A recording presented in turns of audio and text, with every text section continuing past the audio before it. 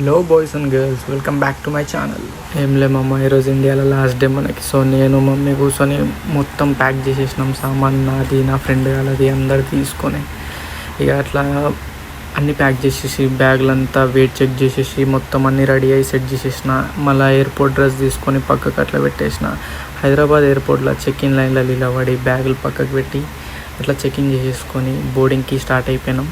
మళ్ళీ boarding start అయిపోయాక అనిపించింది, అమ్మ ఏమరా 1 month ఇంత జల్ది అయిపోయింది అని. అసలు ఎక్స్పెక్ట్ కూడా వేయలే. 1 month 1-2-3 days ఉన్నట్టే అనిపించింది. అమ్మ ఇంత జల్ది అయిపోయినా ఎగ్జాక్ట్ మన ఇన్స్టెంట్గా. ఇక లోపల ఎక్కి మన ఫ్లైట్ అన్న ఎప్పుడు తీస్తాడా అని వెయిటింగ్ ఉండేది అమ్మ. కానీ ఎక్కంగానే తీసుకోగానే క్రేజీ సన్ రైజ్ చూసిన. అసలు మామ ఈ సన్ రైజ్ చూస్తే మెంటల్ అయిపోయిన పొద్దున్న లేచి.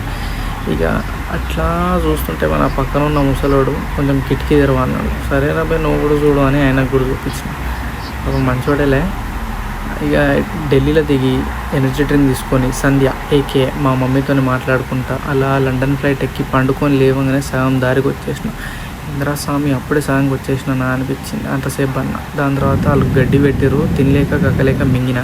దాని తర్వాత మెల్లగా ఇక లండన్లో ఒక 4 hour లేవర్ ఉండే, అలా కూర్చొని మళ్ళీ డెట్రాయిట్ ఫ్లైట్ కోసం కూర్చొని అలా వెయిట్ చేసిన. ఇక డెట్రాయిట్లో దిగేసిన. ఇంక ఇమిగ్రేషన్ సీదా వచ్చి మమ్మ ఏమో అడుగుతాడు అనుకున్నా, కానీ వాడు ఏం అడగలే. లోపలికి పోరా అన్నాడు. సరే అని అట్లా లోపలికి పోయి బిగ్ తీసుకొని ఆ దోసాని కోసం ఒక 20 minutes కూర్చున్నా. మనోడు మెల్లగా వచ్చిండు. సరే తీయని వచ్చిండు. ఎక్కేసి సీదా ఇంటికి వెళ్ళిపోయినా. వీడియో వస్తే లైక్, షేర్, కమెంట్ చేయమా. బాయ్.